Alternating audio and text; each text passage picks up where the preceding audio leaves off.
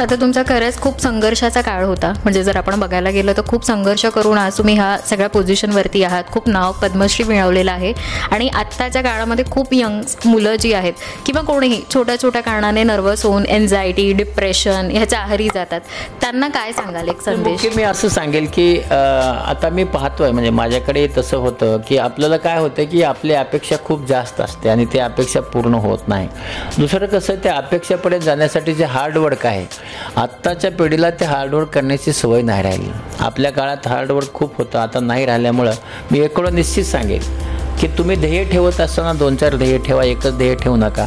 आणि त्याच्यासाठी जर तुम्ही हार्डवर्क केलं तर तुम्ही यशस्वी होणारच आहेत. आणि मला असं वाटतं की अशा प्रकारचं नैराश्य निर्माण न करून घेता जर आपण आपलं हार्डवर्क केलं, यश नक्की येतं. फक्त एवढंच आहे, कॉम्पिटिशनचं युग आहे आणि त्यासाठी तुम्हाला कॉम्पीट करावं लागणार आहे.